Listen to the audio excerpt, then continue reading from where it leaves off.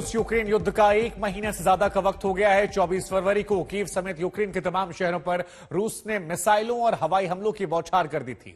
तमाम शहर ऐसे थे जिन्हें तबाह कर दिया गया और तमाम शहरों की तरह कीव भी विनाश का गवाह बना रहा। 24 फरवरी को हम आपको बता दें, इससे पहले कीव में सब कुछ सामान्य था, लोग चैन सुकून की जिंदगी यहां जी रहे थे।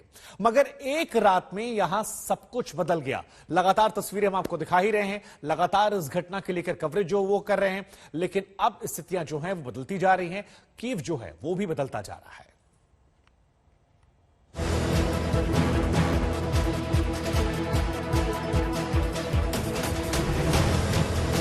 करीब 30 लाख लोगों के साथ यूक्रेन का सबसे बड़ी आबादी वाला शहर, जो सत्ता का केंद्र होने के साथ ही शिक्षा, संस्कृति और उम्दा तकनीक की भी राजधानी था, उसे इल्म नहीं था कि अगले कुछ घंटों में उस पर द्वितीय विश्व युद्ध के बाद सबसे बड़ा हमला होने वाला है। यूक्रेन की राजधानी और उसके बीचों बीच बना ये इंडिपेंडेंस स्क्वायर कीव की आन बान और शान की कहानी कह रहा था। 24 फरवरी तक यहां जिंदगी गुलजार थी। ये एक हंसता खेलता शहर था, मगर 24 फरवरी की मनहूस रात इस हंसते खेलते शहर की तबाही का पैगाम लेकर आई।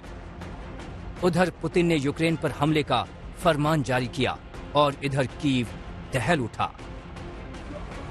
सुबह होने से पहले कीव धमाकों से गूंज उठा और सुबह हुई तो मंजर बेहद खौफनाक था।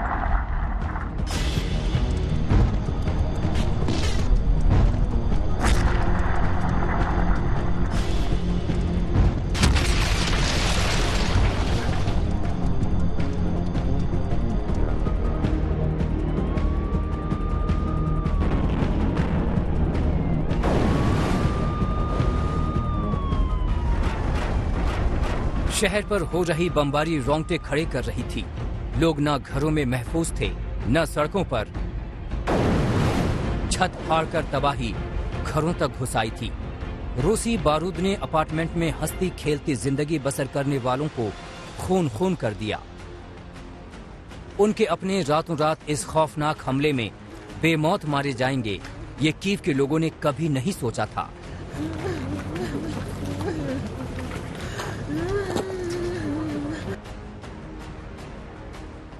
इमारतें धू धू कर जल रही थीं और लोग सर्दी और दहशत के मारे खुले आसमान के नीचे कांप रहे थे। उधर कीव पर चढ़ाई करने के लिए बेलारूस बॉर्डर से रूसी फौज का काफिला बढ़ता चला आ रहा था। वो गुरुवार की ही सुबह थी जब सूरज निकलने से पहले रूसी सेना ने क्रूज और बैलिस्टिक मिसाइलों की बरसात कर दी, जिनके निशाने पर यूक्रेन के तमाम शहरों के साथ राजधानी कीव भी आई। रूस ने सबसे पहले कीव एयरपोर्ट को निशाना बनाया और उसे तहस नहस कर दिया। रूस ने रडार सिस्टम को तबाह किया ताकि यूक्रेन उसके हवाई हमलों पर पलटवार न कर सके। रूस ने दावा किया कि वो सिर्फ सैन्य ठिकानों को निशाना बनाएगा, मगर उसकी मिसाइलों ने किसी को नहीं बख्शा। उसने टीवी टावर पर हमला किया, कीव के करीब यहूदी मेमोरियल को भी तबाह किया और रिहायशी इमारतों पर ताबड़तोड़ हमले किए। इन इमारतों में न जाने कितने सपने देखे गए होंगे, कितने अरमान पले होंगे, मगर रूसी बमबारी ने इन इमारतों के साथ ही उन सपनों और अरमानों को भी नेस्त नाबूद कर दिया। रूस कीव पर कहर ढा रहा था तो यूक्रेन का एयर डिफेंस सिस्टम अब भी काम कर रहा था। लिहाजा यूक्रेन ने रूसी विमानों को ढेर करने में भी कामयाबी हासिल की। मगर कीव पर चढ़ाई करने के लिए रूस ने लंबी चौड़ी फौज रवाना कर दी थी, जो सैटेलाइट तस्वीरों में कैद हुई। रूसी फौज को कीव में दाखिल होने से रोकने के लिए यूक्रेन ने इरपिन और कीव को जोड़ने वाला ये पुल खुद ही ध्वस्त कर दिया।